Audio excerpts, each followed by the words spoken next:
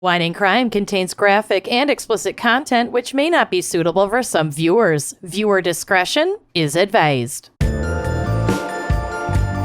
Okay, you are listening to Wine and Crime, the podcast where three friends chug wine, chat true crime, and unleash their worst Minnesotan accents. Guys, we're cursed, okay? We're cursed, and the source of the curse will be made Very apparent. clear. Yeah.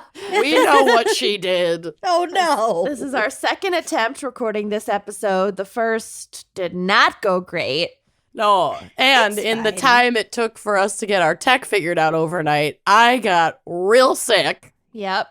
So we're just making it work. Yeah, We're that's making what it you work. get for babysitting. Yeah, this is what I get for babysitting. I think I caught a bug from a foul child. Never babysit is I the lesson mean- learned here.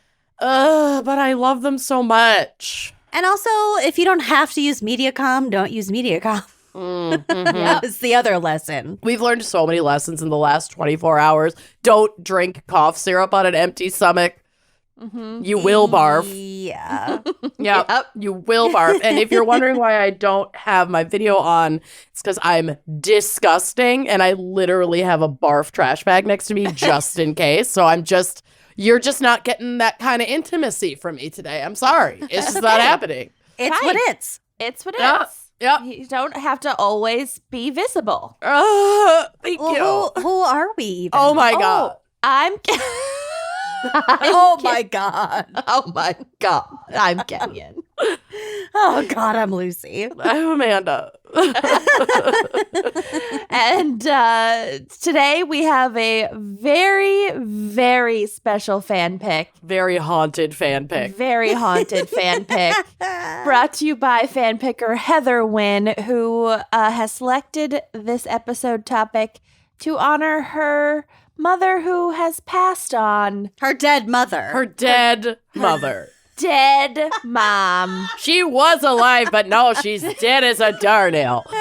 Her dead mom, Evelyn. Oh And God. Heather selected the title Dead Evelyn Crime. It wasn't us, you guys. That's why I feel like I can say her mom's dead. She's dead. Peter's gay. Dead.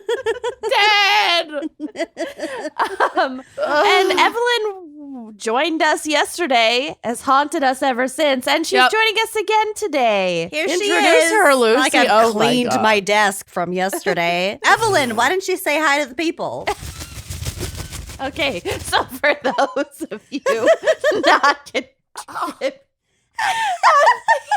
I am shocked. to see the video, Lachelle Lucy did just- not do that yesterday. I was not expecting that. the happy Ziploc bag of Evelyn's ashes labeled in Sharpie "Dead, Dead Evelyn." Evelyn. into the microphone. There are They're photos shaking. on the drive, which will be on the blog, of Evelyn in life and also in death, because I wanted to show the coarseness of her cremains. I was just about to comment on They're chunky. the courseness. My dad's really we chunky, will too. Get to the coarseness, Okay. actually. Mhm. All right. Okay. Well, first, let's get to our wine crime pairings. I know Amanda wants to drink wine right now. Oh my God. What have we got going on for Dead Evelyn? I mean, I'm personally drinking tea because I can't. I'm too sick. But I went on a search for Evelyn beverages, and I did find some exquisite Evelyn wines. And I know that Heather wanted a New Zealand Sauv Blanc, but like Evelyn Heather's is got great taste. She's got great don't we taste. all? And Evelyn is expensive, y'all. Like the wines I found were over $60 a bottle. So I was like, I can't do that to us. So instead, I To thought, our bottom line. yeah. I'm like, let's try and I was like, instead, I bet I could find a cocktail that is made up of items that most people will have on their bar. And it turns out there is one that I will absolutely be making the second my sore throat and congestion clears up. It's called the Lady Evelyn Cocktail. Ooh. And I got this recipe from Cocktail Builder. Thank you, Cocktail Builder, CB. It's really simple. It's just 1.5 ounces of dry vermouth, 1 ounce of gin, and 2 teaspoons of Cointreau or just whatever like orange liqueur you have. I am a Grand Marnier gal, so I will be using Granny instead of Cointreau. I also have upgraded like a lot of good margarita recipes call for Cointreau. I'm telling you, if you can wiggle on your budget, upgrade it to Grand Marnier. It will elevate any beverage, any cocktail that asks for orange liqueur or Cointreau. Like, I'm telling you, it's so much better. I agree. Yeah, I concur.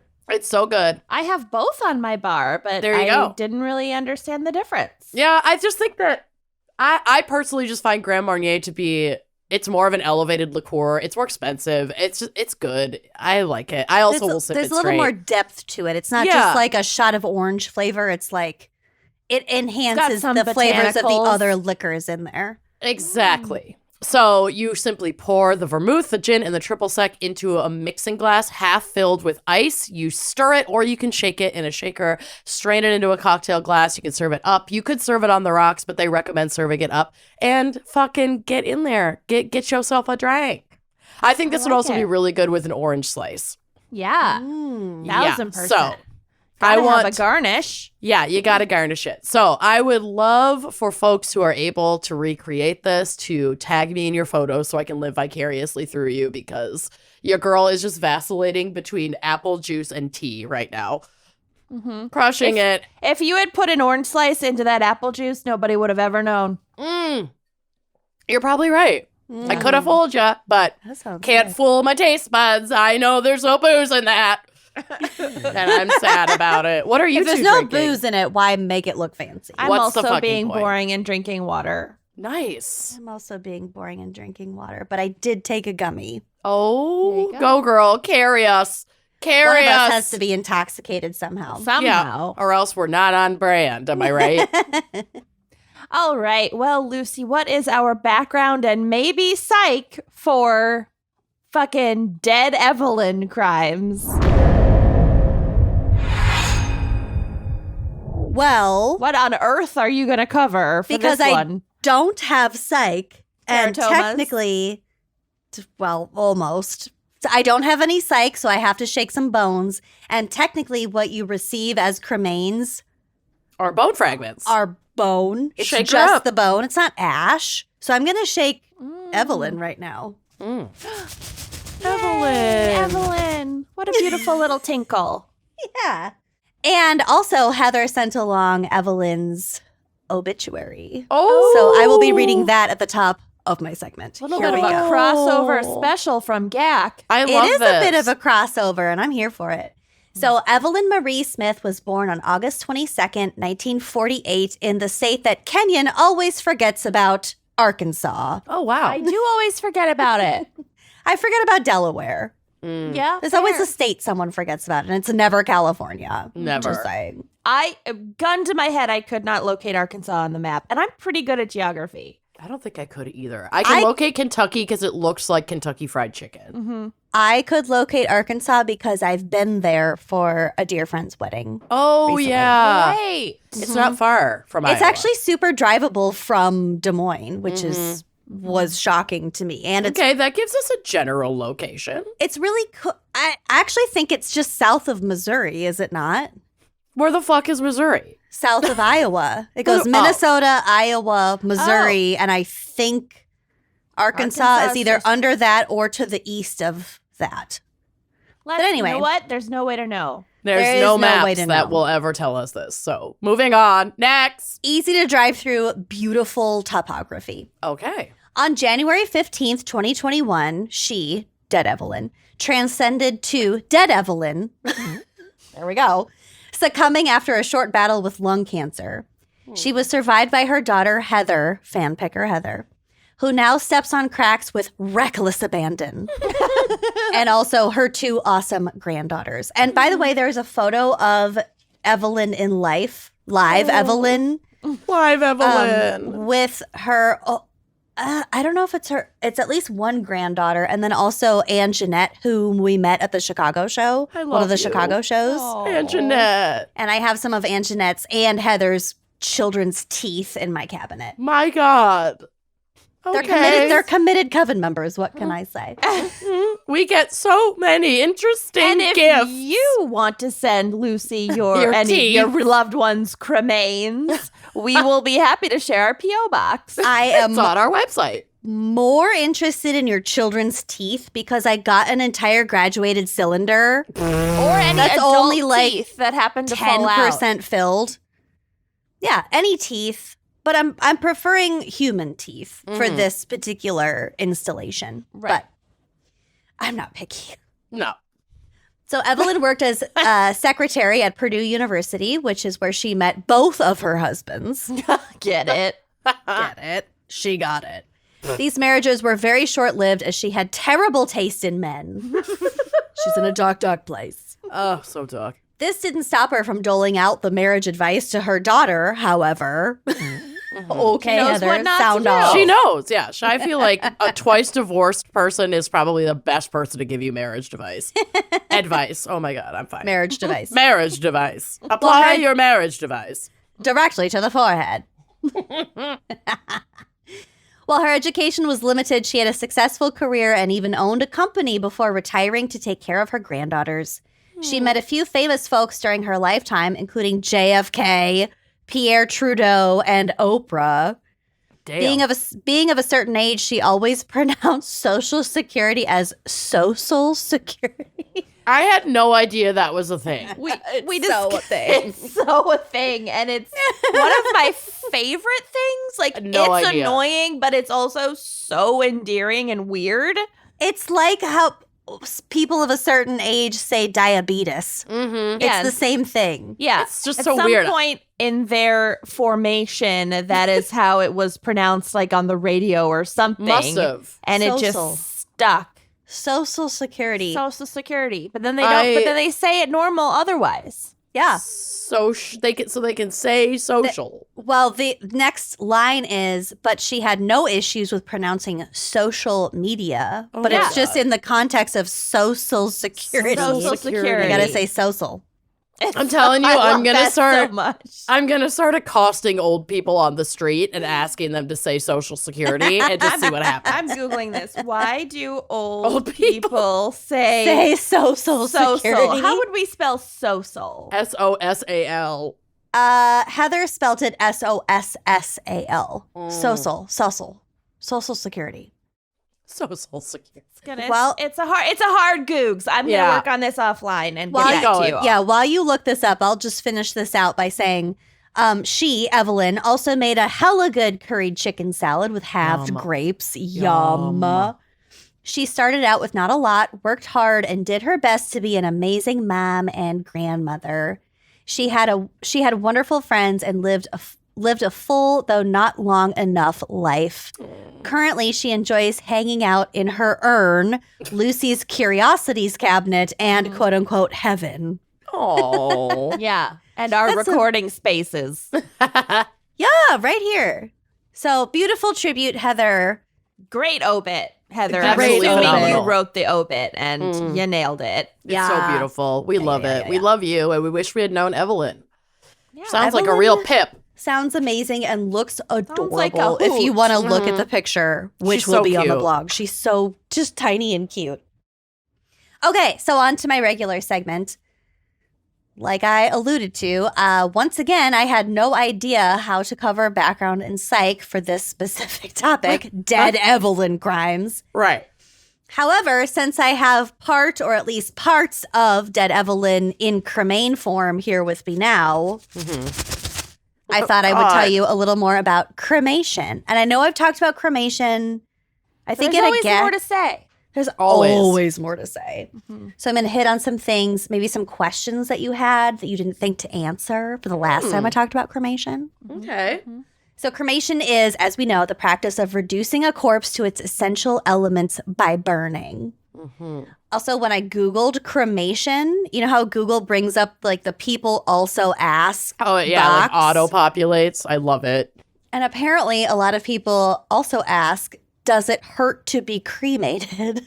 You're dead. I know. I mean, I guess it could if you're not dead yet. Yeah, to be being you'll go burned for a walk. alive would hurt really bad, but So the answer is the body does not feel pain during cremation because the person is no longer alive. And when a person dies, the brain stops sending signals to the body. there it is. This means the person cannot feel pain or any other sensation. In fact, a dead person feels nothing at all. I love how condescending that article was. Yeah, they're like, I guess we're gonna talk about this now. We're really going to drive this home. And here are some fun cremation facts from Elemental Cremation and Burial. Actually, the first fact is from my lover, Encyclopedia Britannica. I built this segment kind of piecemeal. You built this city on rock and roll, babe. It's fine. So from my lover, quote, the practice of cremation on open fires was introduced to the Western world by the Greeks as early as 1000 BCE. And I am acknowledging the Eurocentricness of this article. The reason why there isn't a lot of information about, like, for example, the Eastern world, can you even say that? About cremation is because it just has happened since, like, antiquity. It's just like it's just always been around. But it hasn't always been in line with Western values in terms of, like, the historical record. Okay. So the Greeks seem to have adopted cremation from some northern people as an imperative of war. To ensure soldiers slain in alien territory, a homeland funeral attended by family and fellow citizens. So basically it was a way to transport the bodies to have an socially acceptable, culturally acceptable Thing funeral. to commemorate. Because that's a lot of bodies in war to lug back in full form. It's not like they could properly identify them and, like, No. just think about all the logistics of that. Yeah. I mean, we have a hard enough hard about now. it, like, Yeah. in modernity, let Right. alone, like, way back then. So groupses were incinerated on the battlefield. Then the ashes were gathered up and sent to the homeland for ceremonial entombment. Although ground burial continued, even a symbolic sprinkling of earth over the body fulfilled the requirements. Oh, for I'm glad we're talking entombment. about this. For ground burial. Can I say a Last of Us spoiler, since this will come out in a little while? Absolutely.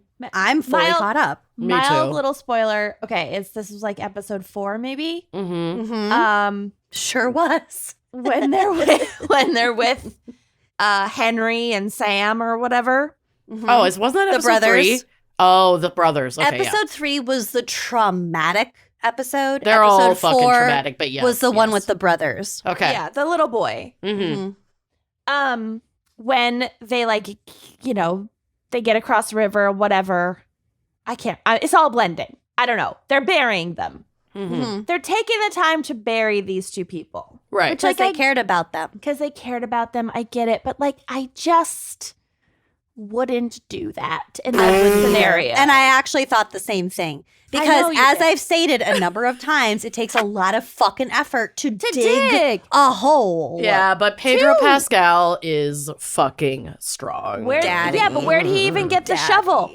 He just uses bare goddamn hands. Daddy don't need no shovel. Oh, he was cute. shown with a shovel. He is a but daddy yes, for he's sure. The so way cute. I would die for that man to bury me, just to be buried by that man, I would die. He's real cute. Yeah, no, it bothers me. It's like, I get the ceremony, like, sprinkle some ceremonial dirt, lay a wildflower down, There are a and then million ways to haul ass out of there. Yeah, there are a million ways to acknowledge a death. And I think this has been, like, obviously an issue throughout human history. We've acknowledged death in a million different ways. I feel like burying a body significantly under the dirt, if it's not a plague situation, which I mean, we in talked about apocalyptic recently, times when you're being chased by deadly why waste fungi your time monsters, and energy? Why? I just read it. You're surviving on 2 fucking sticks of beef jerky a day. How are you?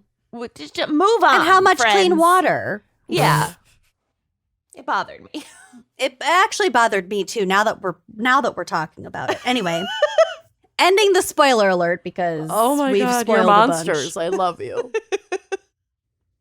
Lucy and I have been on a tear of thinking the same thing at the same time. Clearly, lately. We you're both busting this texted wide open. Children are foul at the exact same moment earlier today. You did.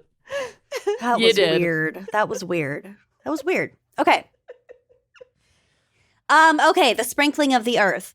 Although ground burial continued, cremation became so closely associated with valor and manly virtue, patriotism, and military glory that it was regarded as the only fitting conclusion for an epic life. So when we think about like Viking funerals with the arrow, the shooting the arrow with the flames and stuff, that's directly tied. Hands down, one of the absolute coolest ways to go. 1000%. It's so fucking cool. And it looks good in every movie and TV show. Lord of the Rings, fucking, didn't they do it in Game of Thrones? I don't know. Valhalla, whatever, with the cute guy. So weird. So Yeah, all those. Okay, so the rest of these are from elemental cremation and burial.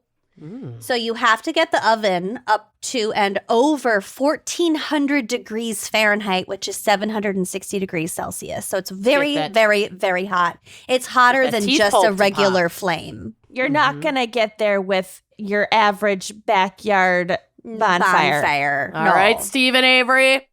Mm-hmm. Controversial. I don't think he did it, but yeah. I mean, I don't know if he did it either, but I'm that's kind of on just- the it fence always, about him. I'm on the fence about it too. But it's all that always that when you talk about this, the Yes. shot of them in That's the what I backyard, it's always what I picture. Either way, and regardless, whoever tries to burn a body like You're an DIY, idiot. you're not. It's not gonna work out. You're not going to take get all a of lot. it. No, it's you're going to only take a gonna get lot rid of more soft time tissue. and effort than you expect to do it thoroughly, and you're still probably going to get caught because it's actually really difficult. Almost to do making that. it easier for investigators to No, get at that something's tooth off. pulp. Yeah. Also, this is only the first step of actual cremation, which I guess I'll kind of get to. But okay, Then so you put it in like a rock tumbler. Oh god. You put it into like basically a Vitamix blender. Oh my god. We'll get to My father was cremated. We I all know. have loved ones that were cremated. I know. You're not I did. Jessica was I'm not cremated. special. I've also Where's she at? definitely Where's that bitch at? sneezed into his ashes Let when me I was grab- transferring them to an urn from a plastic bag. So Let me grab either Jessica or my grandmother. I can't remember which, and it's not labeled, and now there's no way to know. love it.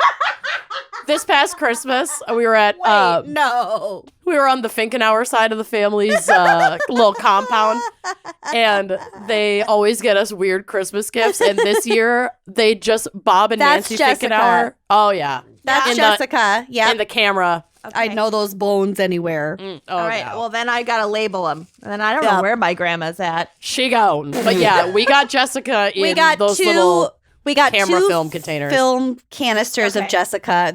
That's definitely Jessica. Okay. But for Christmas this past year, Bob and Nance just had me only for the day. This is my Christmas gift for one day. Holds the plastic bag ashes of her uncle because she knew I would enjoy hanging out with them. So I just got to borrow her uncle for one day, his ashes in It was a a bag. gift? Yeah, as a gift. And it was actually a very nice kind of soothing tactile experience to squeeze at this bag. okay. Were you close to this person? No, I've never met this man in my life, but I'm very close with Bob and Nance, but I've never met Nancy's uncle. Bob So I think and she Nance. wasn't even close with him.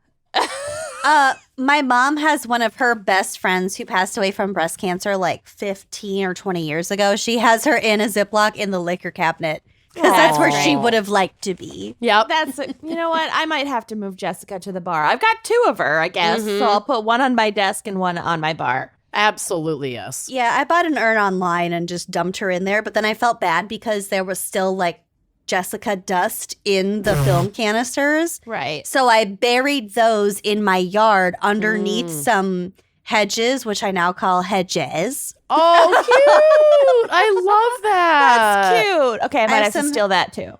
I have some Hedges. hedges because that was our nickname for her, Jed. Yep, And then I Jed. put some quartz in there too because I'm Oh my a fucking God. freak. But they That's flourish. really sweet. I have her in an urn in my living room. So Nice. we just watch TV together all day. And my dad and my grandma and They all some would've other wanted. dead people that I know.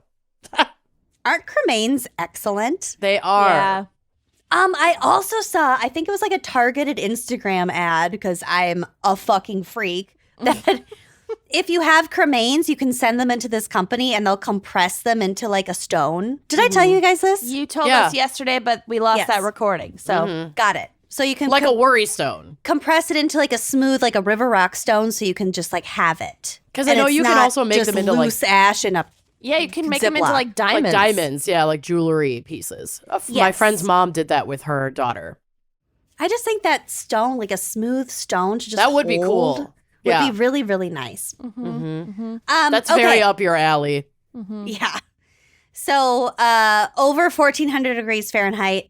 So in crematoriums, they do this with propane or natural gas, and then they like blow air in there to like Propane really and whip up propane the accessories. flames. So it's like blowing flames. A bellows. Also, you don't get actual ash back. What you're really getting is the person's Cash skeleton. back. Is the Cash person's app. skeleton, which is why there's chunks in there. Okay. So once you burn off all of the water, which actually is the part that takes the longest, because you got a lot of water in your body and a lot of water like deep in your cells. It Well, doesn't. people who hydrate do. I don't think I do, but Yeah, I'd go up like a Christmas tree and a march. so dry. This bitch is dry. like a Christmas tree in March. Oh, gal. So it actually takes about 2 to 2.5 hours to fully cremate a body, and that is mostly because of all the time it takes to get the moisture out. But then you also have to burn like the soft tissue, the organs, the skin, hair, and the vessel that you're being cremated in the first place, which I'll kind of get to. Oh, they don't just dump you in there loose? No. Poor gal. You can choose to have Is it like the a body laundry, like delicates bag situation? kind of. You can either opt for just like I think it's called a funeral gown, Oh. and that's just a really, really basic gown Shroud. of like easy to burn clothing. What are those dry cleaner bags that you can use like in your dryer at home? That's what she's saying. Dry-L It's kind or of like whatever. that, but it's probably not Exactly. like that because they're made to be pretty flammable, Sure. which So is like not a literal the case dry for a cleaning dryer. bag. Right. No, you don't want your dry cleaning bag to be flammable. It's the opposite. Says you. I know, but it is. Usually. Not This the has one gone in the off the machine. rails. Let's move on. Okay. So anyway, what you're left with for your cremains is the bone. And when your cremation, the burning, the oven part is complete, the bones are allowed to cool to a temperature where they can be handled, and then they're placed into a processing machine. And according to this article, it The looks rock like tumbler. it looks Candido's like a- right. a margarita blender. It's a blender. It's not meant to tumble anything. It's meant to break shit up, which is Oh, actually the oh. opposite of a rock tumbler. Oh, right, God. right. And then they're processed in that blender down to the consistency of ash, which is where they get their misnomer name. for ya. I'll tumble for ya. Another fun fact, the law only allows one body in the chamber at a time. So there are like, Oh, put the three of us in together. Yeah. oh God, no. I'm gonna submit Kenyon's law to Congress that allows Mouth Congress. Those who mouth podcast Congress. together must be Cremated cremated together. Cremated Mhm. together. I don't think the afterlife would work out so well if we were cremated together. I think it would go great. We're all going to going the to same hell. place. Yeah. Also, we'd have to have Amanda on ice for like 15 years minimum. Oh yeah, because I'm going way earlier than you two. Yeah, you are. Absolutely. Fully barring any anticipating unforeseen attending your funeral. circumstances. Hey, I would love to be cryogenically frozen until I could either A, be cremated with two of my best friends, or brought back to life through AI. Your silence is unnerving. We've talked about all of these things. It's not a good idea. It's an incredible idea, and continue with your cremation. Okay, so legally, only one body at a time is allowed into the crematorium chamber. The only exception to this is not if you're podcasting partners, but if the family specifically requests that two people be cremated together. But space, being a premium in a cremation chamber, means this isn't always possible. So think about like Blortney's grandparents who died within like 24 hours of each other. Yes, in like the Notebook old person scene. They Such really an did. old person thing to do. Class, vintage old person. They probably said Social Security. They definitely did. No one missed out on their Social Security benefits. But who gets their Social Security if they No both die at one. the same Bye-bye. time? Nobody. Done. No mas. Your Social Security does not go to next of kin. If Yeah. you're dead, no one collects it. Oh, for God's sakes. It might go to spouse, no? Yeah, but if they both but they both die- die. Yeah, but nobody else. Correct. Yeah, like my mom is collecting on What's my the dad's point? Social Security, but it'll So-so. just be Dunzo when she kicks it. Hi, Yeah. Mom. Yeah. When she kicks it. Okay, so obviously these chambers are built for one.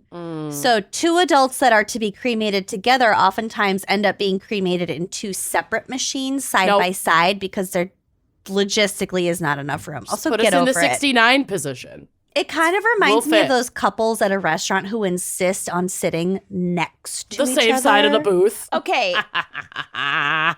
In the Don't say it. our Don't no. say it. defense, Oh, No. no. Are you one of Oh. those? sometimes we do that, but it's like when we are like, we have like something to discuss and we have to like be looking at our phones together. You know what I mean? And it's like, okay, we're planning this trip. And then Do there's it at a big home. booth. Do it at sit- home. Whatever. That does not bother me. It bothers me mostly like, from my PDAing. experience as a host at a restaurant. What does Because what I've got difference does it make multiple to you? people who have got because two people take up a 4-person table or a 4-person booth so that they can sit the fuck next to each other. No, instead of and sitting that's about a two-top. annoying. This is like after we've been seated, they've put us where they want us. And if it's possible and we want to be looking at the same thing together, Well, you are one kind of person, but I can say from experience that there is a whole other category of people who insist on getting seated at a 4-person table so that they can sit next to each other. yeah, that's And that is sucks. really annoying. Mm-hmm. Like, do you not live to sit next to each other at home? What's a couch for? God. Okay. Oh my god. Anyway.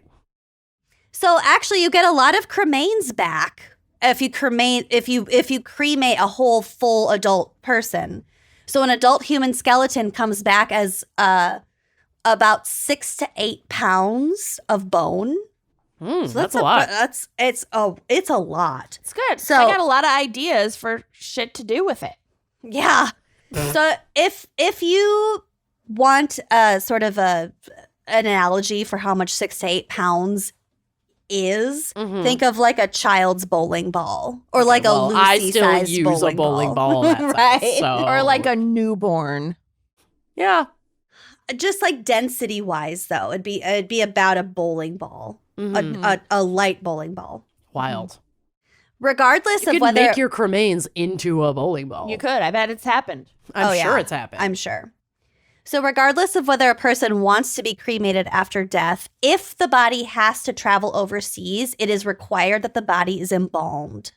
Because usually they don't embalm people who are going to be cremated because that's just a Right. huge extra cost and why. Yep. Even for like the U.S. military, like because they're transported so quickly now. I'm sure Well, they embalm still. This particular article came out of the UK. So I'm not sure if it's like an import sort of law or if it's just across the board. It's just like from a pragmatic standpoint. You It don't makes- want them deteriorating in transit. It makes sense, yeah, because the people flying the planes and moving the bodies, essentially, they didn't necessarily sign up to like handle decomposing Rotting, flesh. corpses. If there are any vitamins out there who know the answer to my specific query, get at us. Get at Kenyon. Get at me. So when it comes to clothing inside the crematorium, most materials like cotton, linen, and wool are fine to go into the cremator. So whatever you want your loved one to be wearing in there, for the most part, is okay. But there are some like really flammable materials like we talked about. Okay. So some synthetic fabrics might not be safe to go in there. And the crematorium staff will advise you on whether or not the clothes you've chosen are safe. Also, if I'm guessing if you have like metal buttons or whatever, zippers. They scoop that out at the end. Oh, okay. So What's you left over. They scoop out that kind of stuff at the end, but if you have like a pacemaker, for example, then the medical staff will remove that before you're cremated, before you're even handed over to the crematorium, because it can explode. But just metal shit gets filtered out in the margarita mixer phase. Okay. But Cool. When the body is ready to go into the crematorium, the staff place a metal disc with that person's name on it or some other identifying information, so that when the ashes come out, the metal disc stays with the ashes, so the staff always know who those ashes belong to. So does the family get the metal disc? No, I wish. we didn't. Not with my grandma or my dad. No, I They don't think include so. the disc. Yeah. Maybe they're like reused somehow, or maybe it's just like not the name, but like a number. It might be just a number. Yeah. But there is some identifying information. You're not going to get some random stranger's cremains when you're Unless, expecting. something has really gone wrong, which we've covered those kinds of cases. We have covered that. I guess I'm trying to dispel some rumors that we've probably Created ourselves. There are always going to be How bad. exceptions that prove the rule. Right, exactly. Yeah. Okay, so the last part I found a website for Des Moines Cremation, which promises the lowest cost for cremation services in the metro area. Wow, okay. So I was just curious about like the process, because one of my close friends' relatives died recently, like really unexpectedly, like a heart attack. And I was talking with her about how weird it is, like how quickly you have to come up with a funeral plan and all that stuff. Like it's immediate and it's weird. So I just got curious about like how much this shit costs. So I went to this website and found that you can opt for the Simple Dignified Cremation package. This is no frills, for the low price of $795 for members or $895 for non-members. Why would you Get be a in that member club. of a cremation club? Save that $100. Also, this does not include applicable taxes. I am absolutely going to join my local crematorium. If you're in a hurry, you can splurge for the expedited Simple Dignified Cremation, which cuts your wait time down from about 2 weeks to some unspecified time of less than 2 weeks. Okay. It's not really laid out. You get to cut the on line. their website. Yeah. But we can't guarantee how long the line is. So the expedited cremation costs $14.95 for non-members or $12.95 for members. Dang, the savings. And membership costs $35, a one-time $35 fee, but it must be applied for and approved at least 24 hours before death. So, like, you have to be Actually, some significant committed member. savings. I mean, Dang. I would Basically, do if you it's have not- somebody like in hospice, Yeah. yeah, Or if you're just aging, you're just an elderly person. become a member. Yeah. It also costs an extra $500 if you want to witness the cremation, which is sort of mandatory, loosely mandatory for a lot of religions. Oh. Mm-hmm. Is there like a window into the well, side? No, you have to schedule an appointment to go be in the crematorium with your When they like push them body. into the machine, Yeah. the fire but not breathing through the dragon whole machine. process. There are several religions and like just cultural things that you have to witness Bear the witness. person being burned.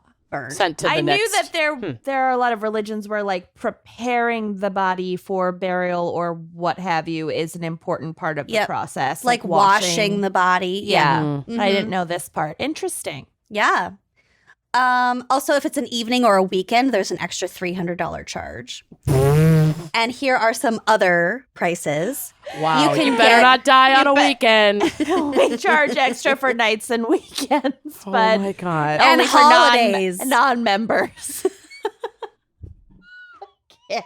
This is so insane. Capitalism will get you. Have you guys seen that TikTok? You know that TikTok trend that's like people telling a story, but like Yeah, this and then- to this kind of beat. And One then thing about me is blah, blah, blah, blah. Yeah. Yep. There was one that was a guy who was like, one Oh, the thing about aunt. me is that when I was going to my aunt's house for Thanksgiving, she did something really not cool and died the night before we were supposed to get there. And then we just kind of went ahead with our Thanksgiving plans, but there was a body in the other room. And then we called the funeral home and they were like, what the fuck? It's Thanksgiving. We can't get there for several hours. And then my mom was like, should we have pie? And I was like, fuck yeah, we should have pie. It's so good. I'm gonna It's the best barf. thing. It's like 4 minutes long. It's so good. We have to look up. Jesus. We have to remember to look up that guy's handle. It's I haven't so seen good. it, so please find it and send I it to me. sent it to our group chat. It was so good. I watched it like Oh. 4 times in a row. I'll find it. It'll be linked to somewhere. Okay, great. But I had made the pie already. But I'd already baked the pie. So, of course, we're gonna have pie. Oh, God. He's like just kind of jiving the whole time, too. Gotta do what you gotta do. It's so good. Okay. Okay, so price ranges go from between the alternative cremation container, which is literally a cardboard box with they charge $95 for, or a casket made of Fremont poplar, which Wow. costs $3,095. Mm-hmm. Absolutely not. I want the bare bones It's gonna. package. I wish. She winks. I had to pay really like slowly. $5,000 when I picked up my grandma Helen. That Oh, bitch did not go out Well, cheap. You might have gotten burned. Swindled. Probably. Fucking probably. We just were stupid and followed her wishes instead of just reducing No. her to the cheap shit. She doesn't care at this She's point. dead. She's dead. I know. We fucked up. Also, you can get a memorial urn or keepsake, and those range from $30 to $2,595. Mhm. Also, the urn vault, which is called the Columbarium. I don't remember, but it's a vault where you can put your cremains in. So it's like sort of a combo gravesite. KFC, Taco Cremation. Bell, Pizza Hut. You go there to like pay your respects. You don't take Mhm. them home. Right. And that ranges from $495 to $1,095. And then just the And last up. thing I want to do. Well, no, for this specific. I know. I'm just saying. You could create any kind of fucking vault you want.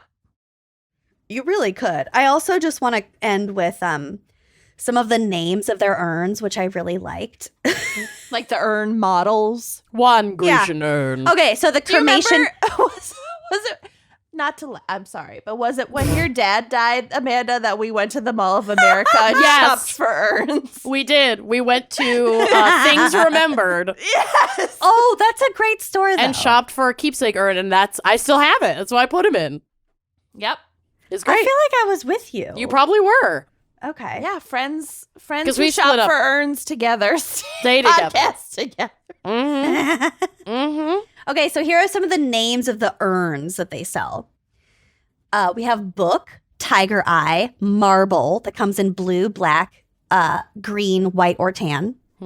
Limoges, Golden Tulip, Amphora Violet, Veteran Flag Panel, Norfolk Pewter, Solitude Crucifix, Ooh. Autumn Leaves, Classic Bronze, Milano Floral, Milano Pink, Sheet Bronze, Milano Hummingbird, Milano Double Dark Chocolate. Hummingbird Milano 3D. Mint. I want I Hummingbird love 3D. Milano mints. Eagle 3D, Lighthouse 3D, Highland, Walnut Scattering, Ocean Sunset Scattering, Patriot Scattering, Ascending Dove Scattering, Unity Heart Journey, or Basic Plastic Urn. I'll take basic plastic for $200, Alec. I want to see what the tiger's eye looks like. Oh, my I tiger's kinda eye. do, Blood on the too. moon. Actually, I picked out my urn when we were at the funeral museum in Yes. Houston. Yes, you did. And you have a photo of it. It's gorgeous. It's blue. It's Gargina. royal blue. Mm-hmm. Anyway, that is my segment. Well done. Are we ready for my case? No. Wait, before you start your case, I thought of a good joke while I was in the bathroom. Oh, Lord. Okay. If I were the marketing director of the Des Moines Cremation Services. Let's rephrase that. When you are the marketing director. Yes. Got it. I'm going to say, as soon as you sign up for your $35 thing, I'm just going to say, you're now locked in for savings. You've earned it. Oh, no. You have to do like a hot fire sale. Our savings are hot. Hottest savings in town. Don't get burned by another crematorium. I would absolutely join that membership. Should we Without question. Should we just gift this crematorium some free billboards? Absolutely, we should. Absolutely. Yes. This is it. This is our next step. Oh my God. Okay. We are going to land on our feet, gals. We got this. We have so many business ideas. We've earned it. We've earned it. Okay. Well, moving on. So Okay. my case was suggested by the fan picker. Mm-hmm.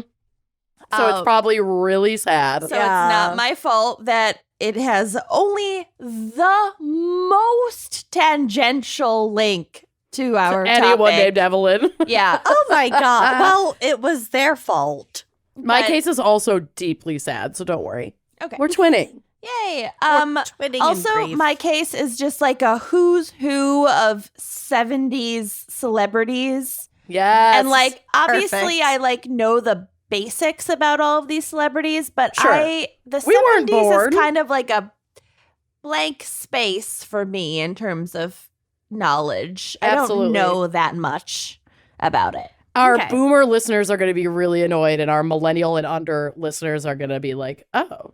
Yeah, the boomers are going to be like, "What do you mean you don't know?" I don't. I'm sorry. They Mm-hmm. in school you always run out of time, and literally you make it to 1968, and then they don't tell you a dang Nothing thing that happened exists. after that. Yep. Okay, Not a dang thing. not a dang thing Not a happens after gosh dang 1968. Okay, so in 1972, comedian John Belushi, I know him.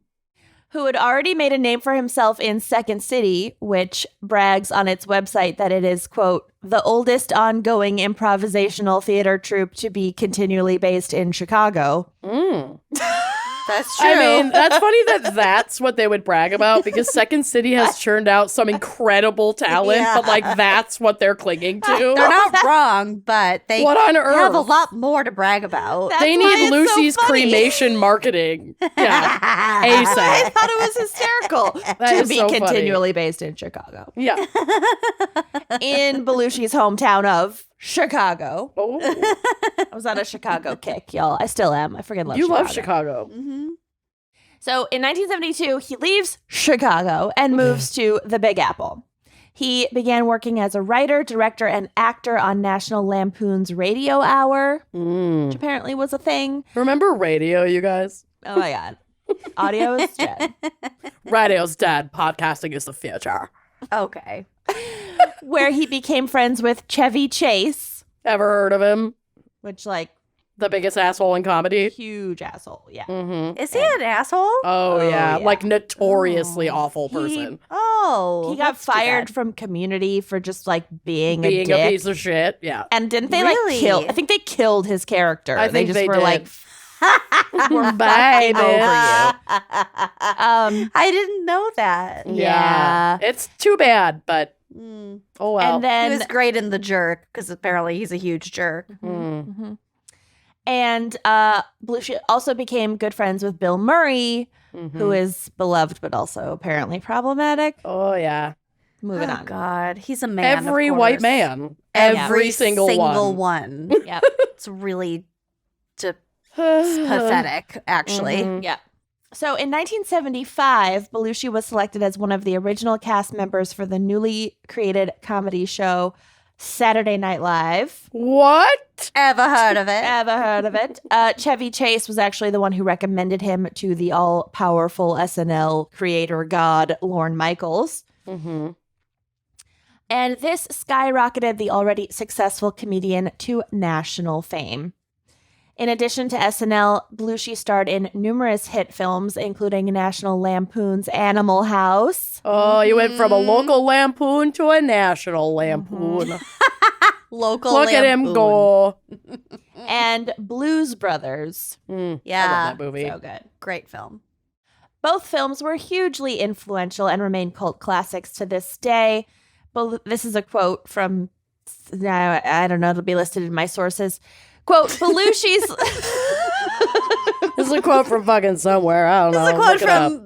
from, fuck it. This is a quote from, I thought that I had written where this quote was from, but I didn't. So the link is in my sources. Yep. Quote, Belushi's legendary character, Bluto, for example, was a directionless, this is an Animal House, was a directionless slob, and he did not even have that many lines, yet in the film he became your new best buddy as well as a comic legend.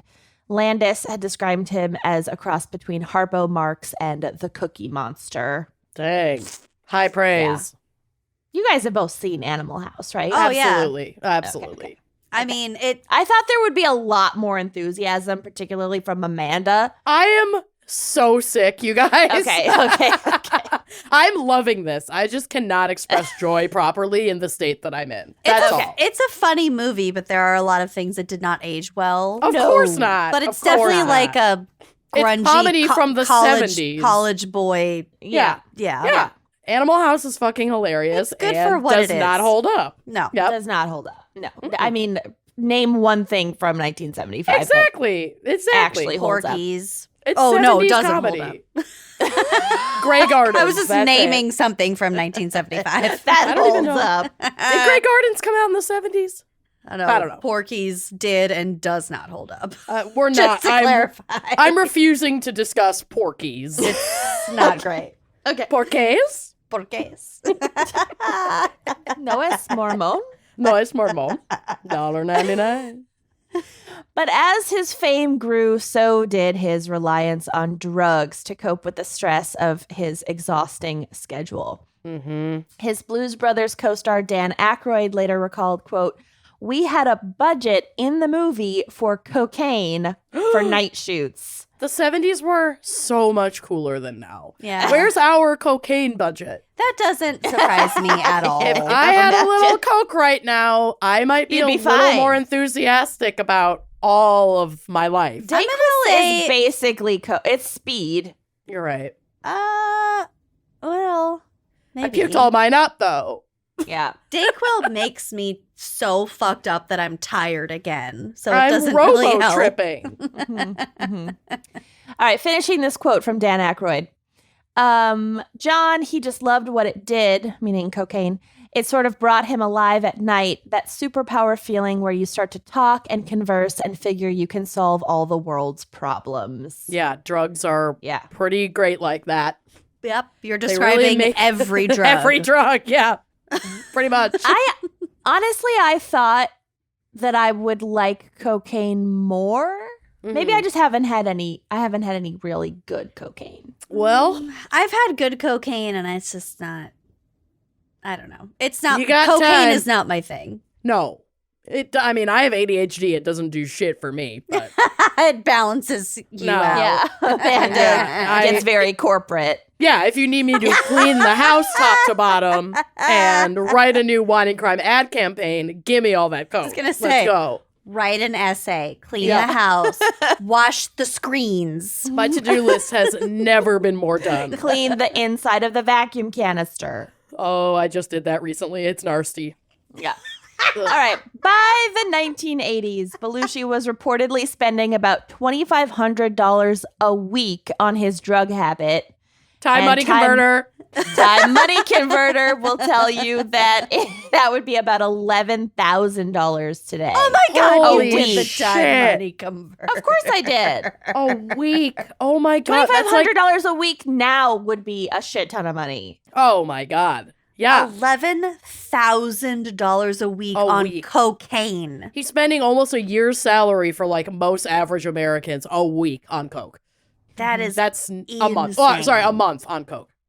No, this is a week. Well, but 11 grand you would mean- be like a you were year's salary. I was calculating multiplying it by 4. Yeah. Sorry. That's still a pretty fucking It's good a lot salary. of fucking money. I'm just repackaging it in even more shocking ways. Oh my Good God. His addiction was so severe that at one point Belushi, quote, was reported to have drugs handed to him as he walked down the street because he needed continual fixes. That's not safe. I did that once and woke up in the hospital. So don't just take drugs from people on the street. No, I okay? think he had gophers bringing him his okay. drugs just while he was in Walking transit into from work. one place to another. Well, Holy also, shit. even if it were a little bit the other way, if it was a total stranger, they'd probably be like, oh, it's fucking John Belushi. I Here, know take he some of loves my coke. shit. Yeah, probably. It could have been both. I'm sure Could it have was been both. Well, then, That's wild. Pretty- That's so scary. predictably, although tragically, on March 5th, 1982, John Belushi was found dead in his hotel room at Los Angeles' Chateau Marmont. Ooh, they have a great Caesar salad there. Lucy. He was I just like Chateau 33 Marmont. years old. Excellent menu. Listeners, if you could see Amanda's face right now, just the utter shame. Yeah, he's not great the only Caesar one who salad. died there. I'm A lot of sorry. people died there. No, a lot of people died there. People die in hotels all the time. People die in that specific hotel all the time, and they have a Absolutely. great Caesar salad, and I'm not backing off. So I thought that more celebrities died there than actually have. Mm-hmm. Didn't John Candy die there? I don't it didn't I come don't up when I know. was searching Mm. what celebs have died at the Chateau Marmont. I'm Googling it right now. But another one came up, which was photographer Helmut Newton, who was once dubbed the King of Kink. And he died in a car wreck in the hotel's driveway. What? He his car got out of control in the driveway and crashed into a wall and he died. But to be fair though, he Oh was my God. 83. Okay, well, yeah, there you go. Oh yeah, this just lists 2 Yeah, I thought it notable was deaths: John Belushi and Helmut Newton. Are you I know, I thought disappointed? it was more. I kind of am disappointed. I thought that place was haunted as fuck, but apparently it's not. No, I think Yeah. we're thinking of the Cecil Hotel. No.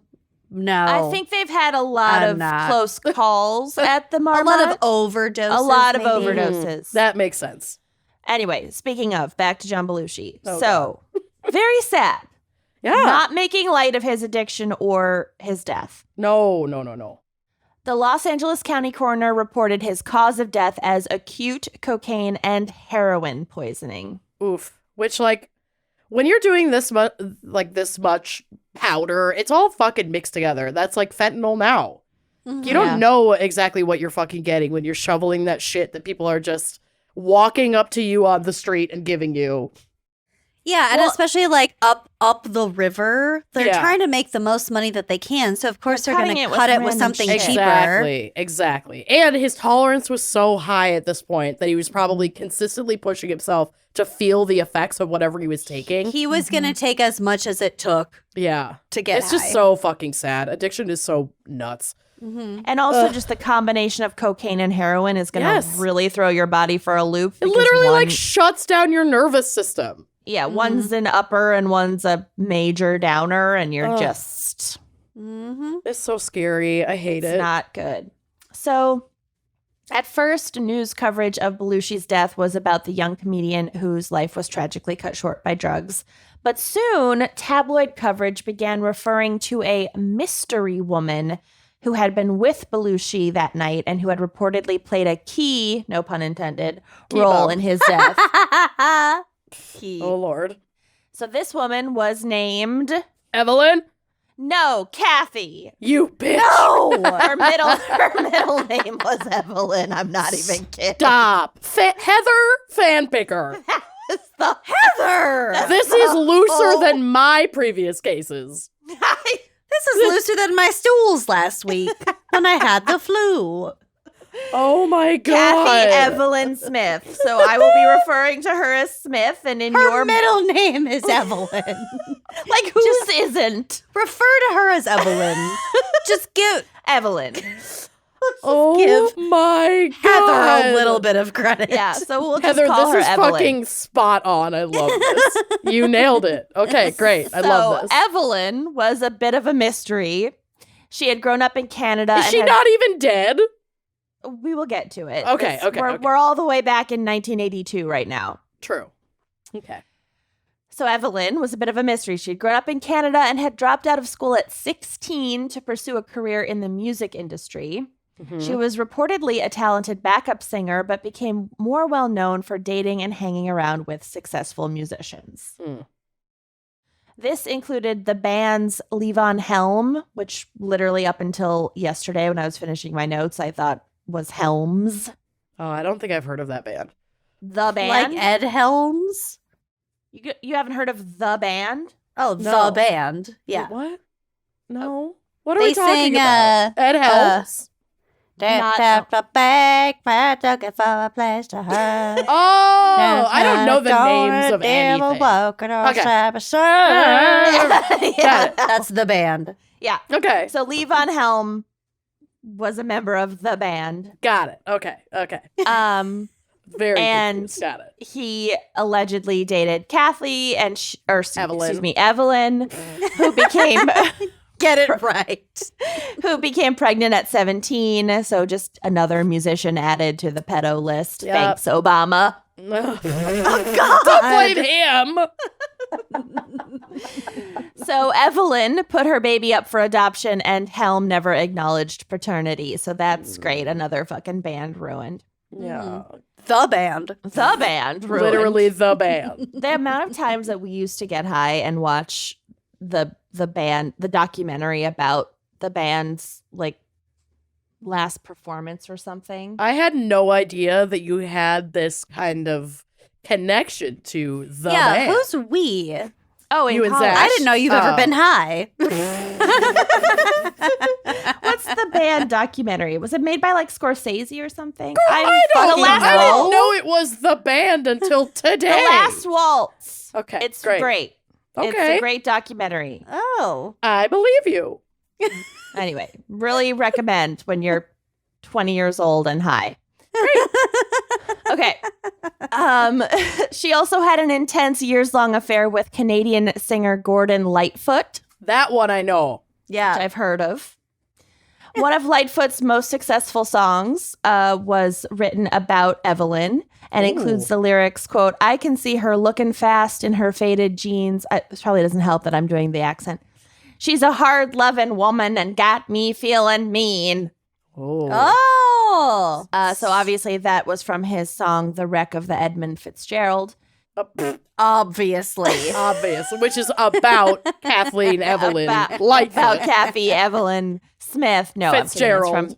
It's from the song "Sundown," which I tried to listen to last night and literally couldn't get through it. Okay. I was gonna say I've listened to the wreck of the Edmund Fitzgerald That was like the too joke. many times. Oh, I know. we're playing that at my wedding because it's on Lake Superior. So if you think the full extended version of that song isn't playing, Absolutely go to the DJ and demand "The Wreck No. of the Edmund." I've already submitted on it the on the playlist. app. It's on there already. Bill and I talked about this last weekend at our tasting. We were like, it would be hilarious. The wreck of the did? Edmund Yes. Fitzgerald. I was like, what if we just did a full hard left in the middle of our set? In the middle like of an dancing? 11-minute and just rendition. played 11 minutes It's of the a Edmund really Fitzgerald. long song. Yep. You shouldn't Also- do the original though. You should have it be like sung by like one of those shanty groups, Done. those viral sea shanty groups. Oh, God. Sounds great. Are we still on sea shanty talk? Yes. I hope not. Get over it. It's not that Jesus special. Christ. After her breakup with Lightfoot, Evelyn left Canada for California.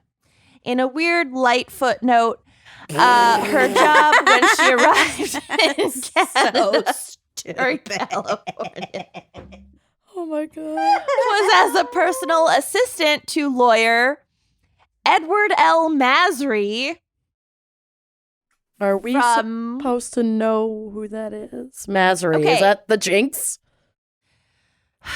My whole case was based on the fact that there were all these celebrity names, and I you feel like guys you're don't know counting on any me of them. really hard, but Lucy also doesn't know people. I don't know who that is. It's the I guy. recognize this it's name. the lawyer in Aaron Brockovich. Oh, Aaron Brock. Oh, I thought that Ed. was Ed. They're called boobs, Ed. Yeah. Okay. The way That's all I thought. you had to say. Played I by thought- Albert Finney in the 2000 film Aaron Brockovich. Oh, I thought that was supposed to be Tom Girardi. So you had told me.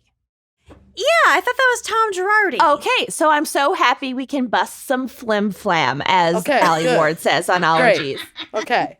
Okay, because Real Housewives fans know Erica Yep. Jane, Yep. and Erica Jane was married to Tom Girardi, Girardi, and yep. everybody told me when I got into watching Real Housewives that Tom Girardi was the lawyer from That's Aaron what I've been Brockovich. told. Yes. No, he is one of the Okay. lawyers from Aaron And- Brockovich, and he's but never in the not movies. On. Ed. Okay. He's Okay. the guy that Ed brings in. Yeah. Okay. That okay. she's pissed that he brought someone in. Okay. Okay. I always thought that it was Ed, but they changed His name. Tom Girardi's name to Ed whatever for the movie. No. So Ed is the Wow. real Ed and the real name. Okay. Not okay. the real Ed. It's played by an actor. Right, But right. The guy Yeah. from Big Fish. Got it. right. Wow. From Big Fish. Yeah. Toby Rewatch Big Maguire. Fish. Toby Maguire. Toby Poor Keith. man's Jake Gyllenhaal. Anyway, I'm so Girardi, glad Toby that we Maguire. got to cover all of this. Okay. You busted it wide open, girlfriend. I'm You impressed. really did. There you go. Also, it makes so much more sense because I was so sad that Tom Me Girardi had too. like hurt all of his clients and I whatever. And know. I was like, how But could really, Ed do this to us? He's always been an opportunistic Yes. lawyer. Yep. Yes. This makes a lot more sense. Actually, Aaron knew from the beginning. I feel Yeah. better about the state of the world I know. after Yeah. hearing this. Yep. Same. I didn't Yeah, know I'm how much it was soothed. bothering me till just It now. really bothered me, Yep. and I really got like a shot of serotonin when I figured this out. Yeah, I feel Yeah. very soothed by this news. Thank you You're so right. much. you're right. Thank you. Thank Mm-hmm. you. Okay.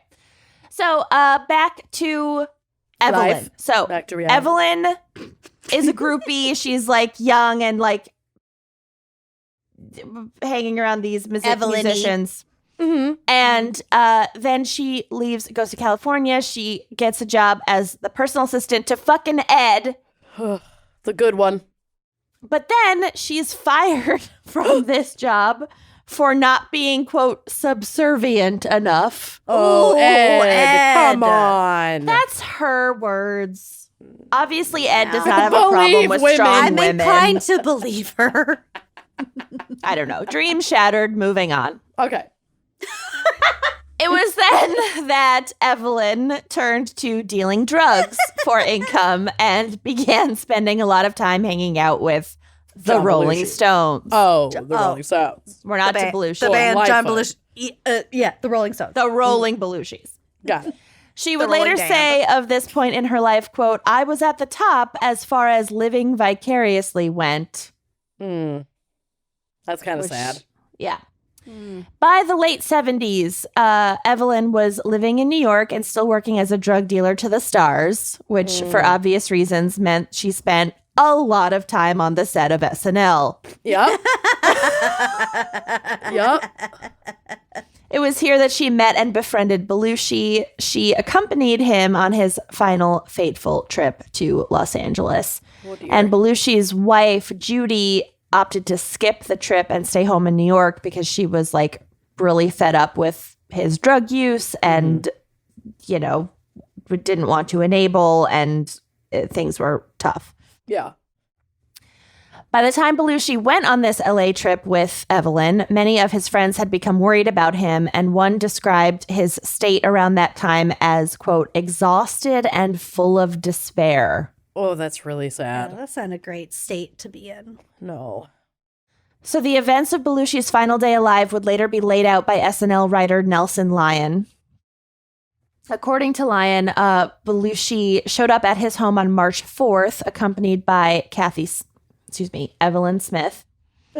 Smith then injected Belushi 3 or 4 times with cocaine at Lyon's home.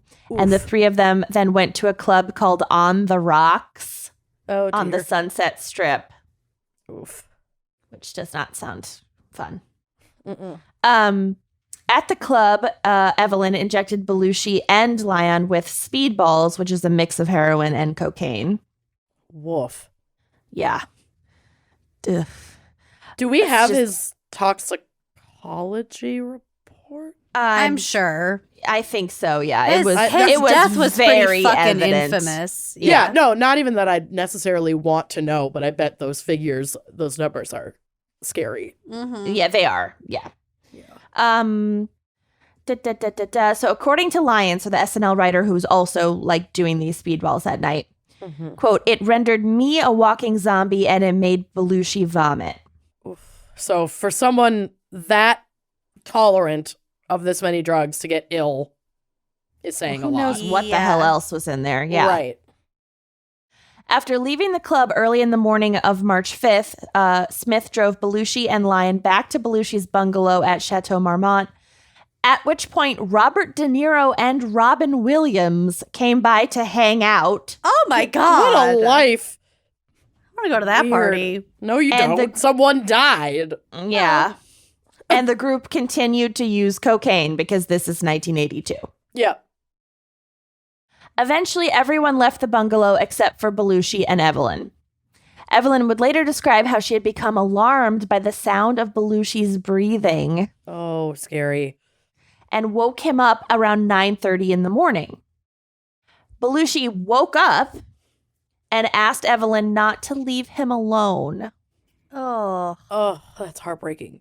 But assuming that since he was responsive, he was fine, she left the bungalow a little after 10 a.m. to run some errands. Mm-hmm.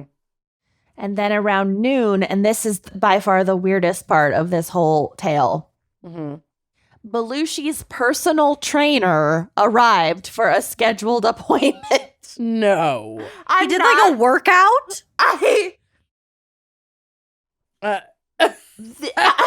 It does not compute.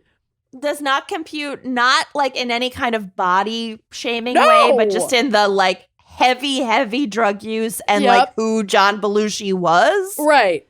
To then scheduling have a 10 a.m. personal trainer? No. I couldn't make it to a 10 a.m. personal training appointment. Absolutely fucking not. Absolutely that fucking doesn't not. fit in with like his apparent lifestyle at all. At all. Yeah. And I'm not saying it in a body shaming way, but Right. like you're not like a notorious SNL party person and have a 10 a.m. schedule like already on the schedule. Standing appointment with a personal trainer. Yeah. So weird. In 1982. Well, and at the hotel. Like, he's not home even. Well, he was living at the hotel. He was living there. He was like renting a bungalow, whatever. Got it. Okay, but okay. Still, it's weird. Not the weirdest part about this. Yeah. So when Belushi did not respond to his knocking, the trainer let himself in with a key. Mm-hmm. After finding Belushi unresponsive, he called 911 and attempted to perform CPR. But when EMTs arrived minutes later, they pronounced Belushi dead at the scene. Oh, God. When Evelyn returned to the Chateau Marmont, she was taken into custody and questioned by police, but quickly released. Mm-hmm. Then, in June of 1982, so all of this happened in early March. He died in early March. Then in June, Evelyn stated in an interview with the National Enquirer, for which she was paid $15,000, that she had been the one, quote, responsible for Belushi's death.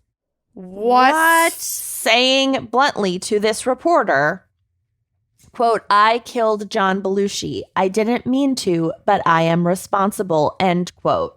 Ooh, okay. This totally unprompted tabloid confession resulted in Evelyn being arrested for second-degree murder. What?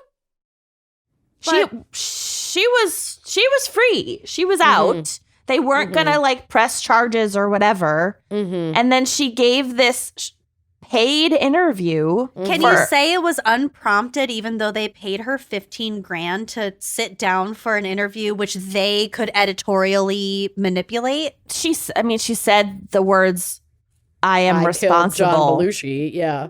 Yeah, and also like when I say unprompted, I mean like she had the agency to do this paid interview or not. Right. It's also And just then like she It's said a little it. weird, though. it's also just a complex situation because like they both had, like you said, agency and autonomy at the time of this party night. Yes, and like he made choices, but she also enabled choices. Oh Yeah, is it murder legally if he said, "Hey, shoot me up with whatever you've got. Here's my like arm." yeah, because you could say, "Hey, kill me," and if somebody kills you, then they still committed murder. So yeah. Well, and also if it's like a personal friend of his, she might feel responsible for his death to the extent where she'd say, "I killed him. It was my fault." But That's not, like, what I imagine is legally going on here. speaking, she might just feel guilty about it. She probably Right, but I does. think there's a difference between saying I feel responsible Right, and I am killed responsible.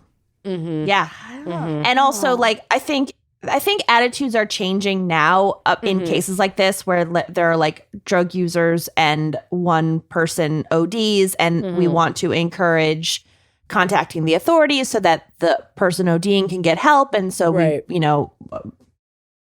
limit the liability of those users around them, and etc. I also don't know if she was using, like she was the dealer, Right. and she injected him and this SNL writer and whatever. So it's possible that she wasn't even using or not using it like in quantity. Wow, I didn't know any of this. I didn't either. So anyway, the point of all this is to say she goes to this paid interview with the National fucking Enquirer and says this wild shit and then gets arrested for second-degree murder. That's nuts. She's charged and ultimately agrees to a plea bargain that reduced the murder charge to involuntary manslaughter and 3 drug offenses, which was also pled down. It had been 13 drug offenses. The judge in her case stated at sentencing, quote, "You were brought into the action with Mr. Belushi's circle of friends because you were the connection, the source of that poison. You knew how to use the needle." Oof. Smith served 15 months at the California Institution for Women for her role in Belushi's death. In prison, she reportedly taught computer skills to fellow inmates, including members of the SNL. Manson family. Oh my god. Oh, The SNL. band. SNL. The band. SNL.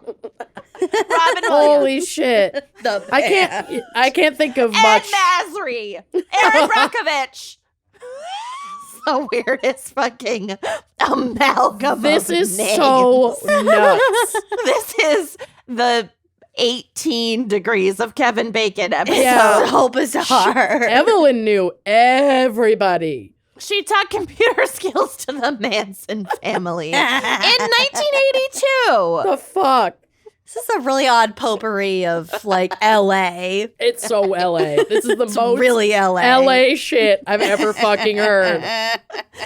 So after her release from prison, she was deported back to Canada, where she lived out the rest of her life as a very private person and avoided the press to the best of her ability, and I'm assuming stopped selling drugs. Wow. But there were some tabloid paparazzi photos of her from 2020. Of her so just, she is alive. So go to, well... She's not even dead, Heather. Come on. Well, 2020 is not 2023. I guess. And go to photos. These will be on the blog.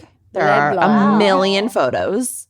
But look for ones of an old woman in a pink bathrobe. Oh, honey. Oh, no. Oh, She's let her me. live. She's me. She wasn't ready for the press, clearly. So the paparazzi were taking photos of her pretty inexplicably outside of her senior living facility in yeah, Canada. Looks like she's Like a waiting for a private package home. or something. Yeah. Yeah. That's a vestibule. I just thought that was like, why? Right. You're not relevant anymore. And I don't mean that in like a mean way. It's like why? Who's staking this woman out? Yeah, who's buying those pictures? Who gives a Right? fuck about these pictures of an old lady who may or may not have been partially responsible for killing John Belushi in her bathrobe? I Right? don't get it. Like 40 years later. Yeah. So according to one Paparazzi's friend, so fucking weird. it's very strange. It's so According to weird. one friend of Evelyn's, the Belushi episode haunted her for the rest of her life. Quote, that was her remorse, her self-persecution. If she had any regrets in her life, that was it. And it's like, Yeah. I mean, yes. Like, obviously, if somebody dies because you dealt them drugs, I hope I think I would you're have. I mean, remorseful. I feel like I'm probably being a little hard on her, but also she did it. She didn't just deal him drugs; she injected him with them. Mm-hmm. But he, like I said, he made his choices. It's not like she Yes. held him down. He's keeping this company on purpose. He was a drug addict. Yes. Yeah. Like yes, in effect, it was essentially holding a gun to his head, but at the moment, it No, certainly wasn't that. But I feel sympathetic for her. I also personally. feel bad for her too. But it kind of reminds me of like if a child gets a hold of their parent's gun or something. It's like it's in your possession and you know it's here and it caused harm. So It's just really- your responsibility. To not, I mean, I don't know. So many people made choices in this situation. I'm just saying I'm not against her having some of the responsibility for this. And I feel bad for her because this is a It really can be fucked up both. and shitty situation. Yeah. He And would have also- gotten his hands on fucking drugs if she was putting them in his arm or not. Yeah. And Like also, that man like, was headed toward death regardless of her part in it. and not to pull this card, but it was the 80s. It was the 80s. And I Absolutely. think people didn't know how fucking serious this shit was. Well, when you're that deep in addiction, you don't give a fuck. Even if Well, you do know, you don't yeah. care. Mm-hmm. You don't care. Oh, that's so yes, sad. and Yeah. so Evelyn spent the last decade of her life in an apartment building for senior citizens, which she moved into after a fire destroyed her previous apartment and most of her possessions. Wow. Well, she's paid some dues in the aftermath of this situation. God, This- Gordon Lightfoot looks awful. Yeah. So there's a couple of really scary photos of Gordon Lightfoot in my photos. he's a scary man. Evelyn died on August 18th, 2020 at the age of 73. So she is a dead Evelyn, a dead Well, Kathy fuck. Evelyn. Nice. Kevlin. One obituary called Devilin. her, quote, a Evelyn. notorious, colorful Gordon Lightfoot note in pop culture history. Wow. Oh, okay. Kenyon, I think, added Gordon Lightfoot. I think so. Yeah, she was a footnote. Yeah. Oh, That's okay. wild. Yeah, What a weird story. Yeah. I just feel like this weird era in like comedy specifically with like John Belushi and Phil Hartman and like John there was Candy. John Candy, fucking that other guy. in a van down by fat the river. guy in Oh a my little god. coat. Why am I so bad at this? Yeah. That You guy. know who I'm talking about. Yeah. But there was so much like rapid decline. I don't know. Premature death. so of- much premature death. Yeah. It happens in Hollywood a lot too. I think when people go from a pretty average existence to then being launched into a spotlight and given a seat at such an epic table. Chris Farley. Chris Yes. Farley, yes. And then you have access to just literally anything you Everything. want with no one telling you no. Mhm. It's a fucking scary, dangerous cocktail, man. Look at John Mulaney, too. I mean, Yeah. And he got out. Like, hopefully. Yeah. he survived for the time being. yeah. Ugh, it's scary. Is he Anyway, a crazy addict too? he's in recovery. Yeah. Oh, I didn't know. But, yeah. But also the Caesar salad at the Chateau Marmont. Okay. Okay. And with that, Are you guys ready for my case? I think know. so. You said it was really sad. It is. And it's also up there on the Grizzly Details meter. So I I'm love Grizzly gonna, Details. I know you do, but it's not great. I'm going to get those out of the way right here at the top. So buckle Oh. up. Okay. On December 20th, 1976, the body of a teenage girl was found dismembered and packed into 3 suitcases on the pack of the Lehigh River in Whitehaven, Pennsylvania. This river runs along Interstate 80, leading investigators to believe that the suitcases had been tossed from a vehicle to the water below, but didn't actually land in the water as intended. So wait, did you say that they were found on the banks of the river? Yes. Yeah. They didn't actually land in the water. Got it. The fall, though, from the bridge over the river is about a 300-foot drop, and the impact caused 2 of the suitcases to burst, exposing the remains of the girl and the remains of a fetus estimated to be about 9 months gestation, but still, like, clear the child had not 9 months been born. Oh Yep. my God. Yep. And they deduced that the fetus had been removed during dismemberment after she was killed. So just horrific. Yep.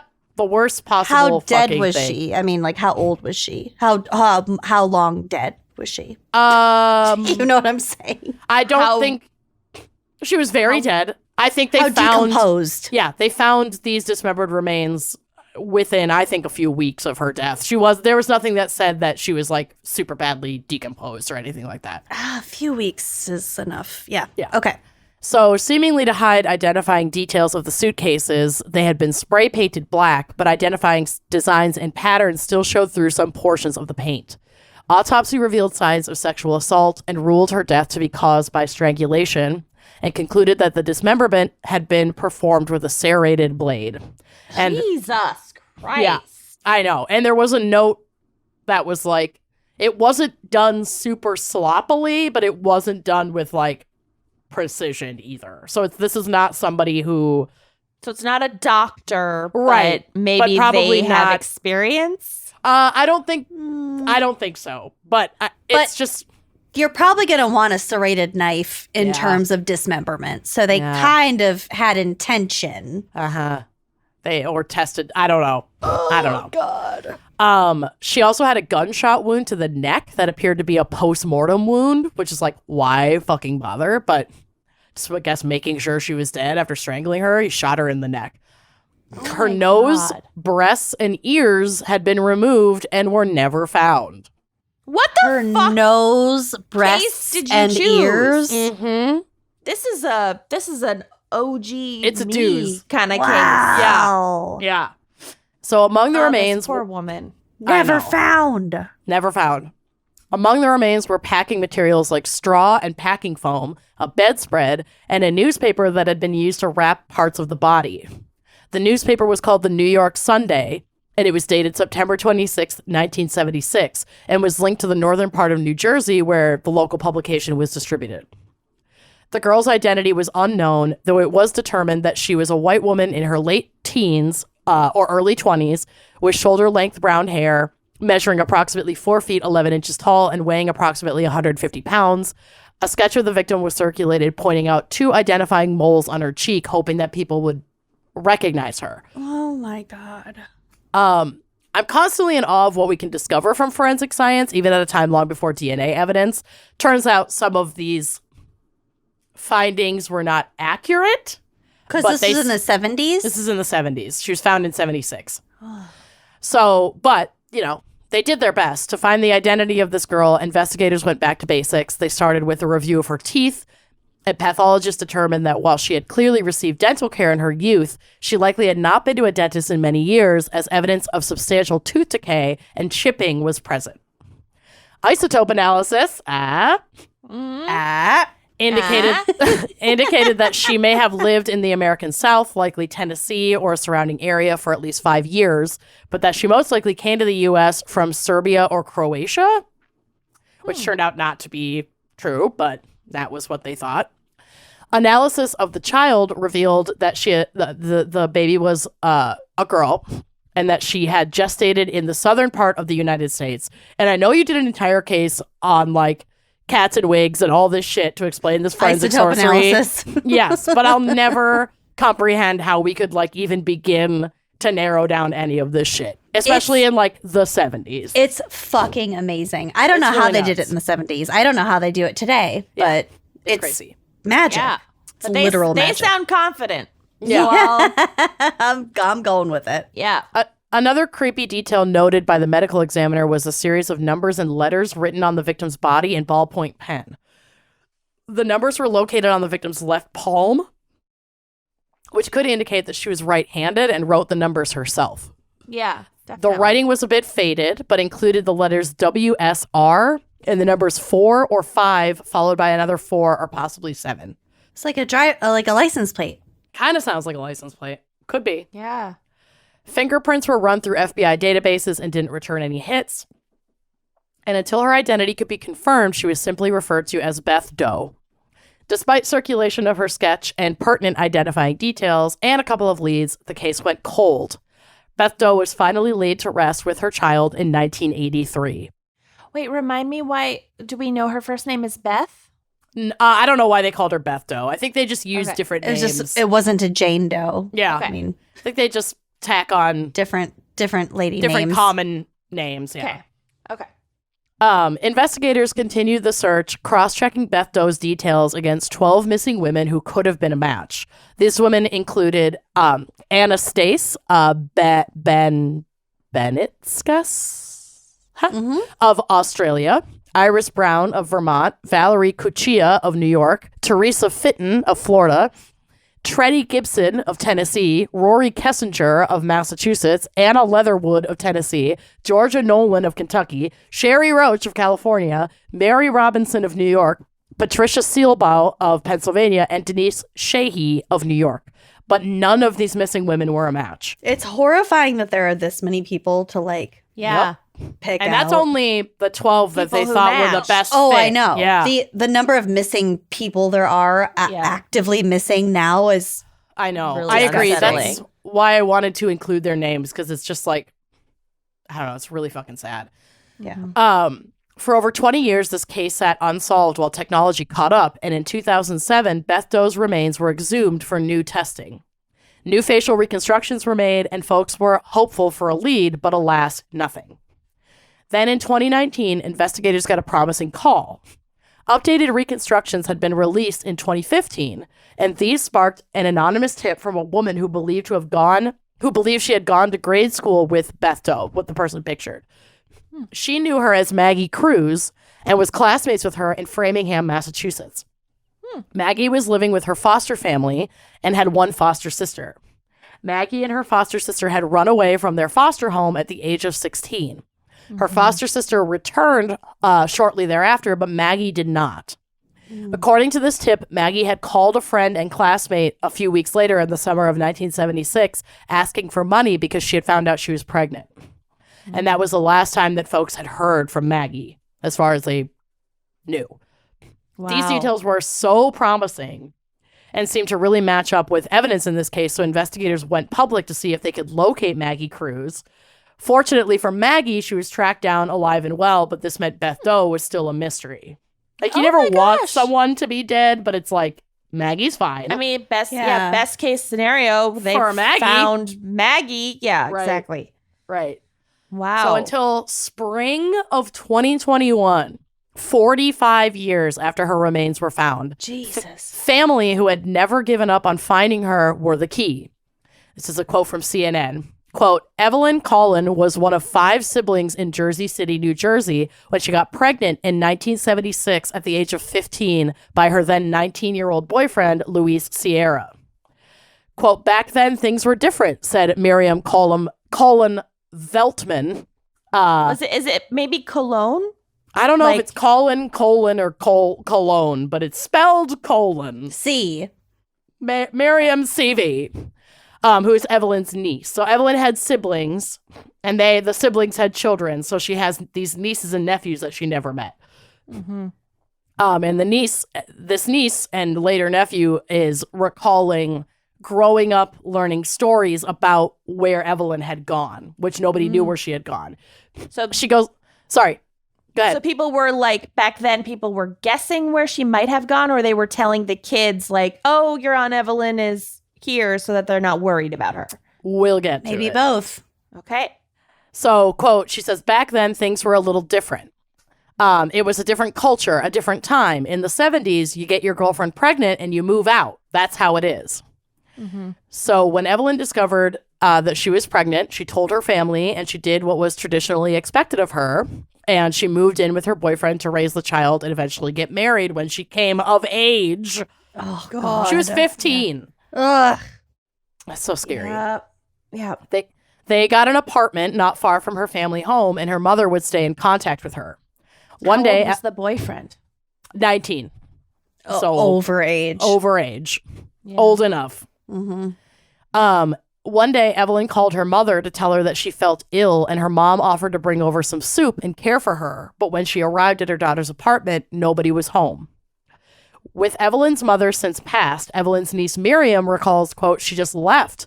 People around the neighborhood, they said, oh, they moved away. So that's the story that we grew up learning. They meaning... meaning the mother Evelyn, or Evelyn? Evelyn and her boyfriend just left. And the neighbors were telling Evelyn's family that they moved. And they just, it's 1976, like 1970, whatever. There's no Facebook, and then there's no Evelyn's internet. mom died, and then Evelyn's mom later passed. and nobody knew. And nobody knew where she went. They just assumed she left. Ugh. And people around the neighborhood said, oh, they moved away. So that she was wasn't considered missing. correct. She was Or just gone. reported missing. Because it was the 70s. Yeah. Well, and this was substantiated for the colon C family when they received a letter from Luis Sierra a few months later explaining that they were doing well but had indeed left Jersey City, and Evelyn wanted no contact with her family. I think Never this believe a letter written Never. in somebody else's hand. Never. We've moved away. She doesn't want anything Wanna more to talk to do you. with you. I think it was probably believable because it's very possible there were members of her family who were upset about the pregnancy. Yeah. And so I can't substantiate that, but Things that's are kind of already where rocky. Yeah, things were already tough. I mean, I'm not blaming this family in any way, shape, or form, but to be kind of like, oh, okay, you're 15, you're pregnant, you're going to move in with your 19-year-old boyfriend. Something else is probably going on in that house anyway. Yeah. So it just leads me to believe that maybe there were issues between her. Strained relationship. Yes, correct. Quote, they always felt she left with him to start her new life with him, and she just wanted to stay away, said Evelyn's nephew. But the family never heard from her again. So nieces and nephews that Evelyn never got the pleasure of meeting had held on to the stories and memories of their long-lost aunt. Her nephew said that his father, so Evelyn's brother, would constantly search for her and had hoped to find her in more recent years with the advent of the internet and Facebook. That is so sweet. I know. Well, especially if the brother thinks that she's still alive, Yeah, and he's of course in 2004 you'd have a Facebook. And he Absolutely. thinks, yeah, exactly. She's got kids, and so he would have nieces and nephews. And Yep. They'd have Yeah. cousins. Mhm. That's so sad. That's exactly it. Evelyn's mother would live the rest of her life seeing her daughter's face in strangers on the street. Quote, I would see my grandmother. She would walk around Jersey City and look for her. She'd say, hey, did you see Evelyn? She would think she saw her and tell my other grandmother, hey, I think I saw Evelyn, she would say. I don't know why. I can't find her. So this poor mom just, I want to know where in Jersey City they lived. I don't know. Could have been anywhere near you. Googling it. Maybe they When- asked Marmon. Maybe. They're not. But when the internet didn't yield results, Evelyn's nephew, Luis, decided, so the boyfriend's name is Luis, but her nephew is also named Luis, decided to submit his DNA to one of the now popular services like 23andMe. Quote, about 4 years ago, I heard about the DNA stuff and I wanted to see, hey, this could be an awesome tool if I could connect with my family and specifically connect with my cousin because they knew that Evelyn was pregnant. So he's like, I have a cousin somewhere Yeah. because I knew she'd had a kid. Or cousins, maybe multiple children, or just find her, he said. So I got the kits. I purchased one for me, for my wife. I ordered another one from another website because I felt the more sites I'm on, the more chance that something would come up from that. And it does, And it does. as I can attest. Yep. Yep. Moving on. Moving on. But also, like, the hope behind that is really sad. I know. I just signed up for more and more because I just wanted to increase the chances. It's a smart thing to do if you Yes, absolutely of course, smart. but It's really fucking tragic in these circumstances. yeah. But yeah, I mean, submitting your DNA can give answers and And questions. And questions. It can be a lot more complicated than, oh, my family's from blah, blah, blah. Mm-hmm. I mean, truth is the truth. So he's saying I could look for distant relatives, fourth cousins, or something like that. Showed up, he said, but never his aunt or her child. Until March of 2021, quote, I get notified that, hey, your DNA was matched to a victim of a homicide, Louise said. So we got Can they do that? Can they show that?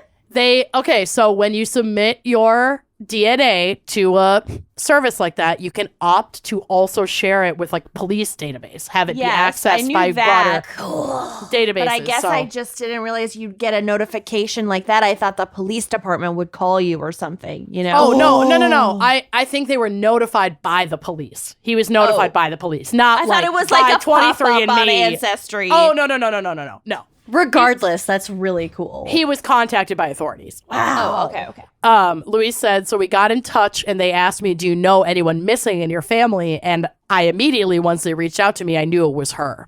It was obvious. There was no other person in my family who was missing. And that's when the ball started rolling. I wanted to find her, but not find her deceased. Yeah. And honestly, I can't even imagine what this family must have experienced getting this news. Like, it's 45 years later. Both of Evelyn's parents are gone. The remaining family had never heard of the Beth Doe case. And now they have all of this information about such a brutally violent death for their lost family member and that baby. It just fucking breaks my heart. So Honestly, they named... maybe a blessing that her mother wasn't I know. alive anymore. Honestly, I don't know. I mean, if this kind of news doesn't kill you as a parent, I don't know what would. They even named Evelyn's daughter Emily Grace, trying to honor Evelyn by using names they believe she would have chosen for her. And despite the trauma around this discovery, there was a tiny spark of relief for the family as well. Quote, we finally got the answer, Louise said. It gives me peace to know, at least now I know, and we know, that she wasn't, she didn't purposely leave us. It's nothing that we did, and that really, really makes me feel good to know. Yeah.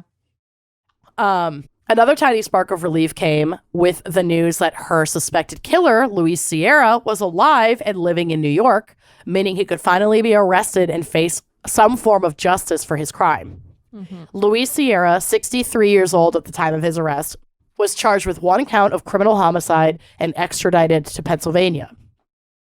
From what I could find, this court case is still ongoing.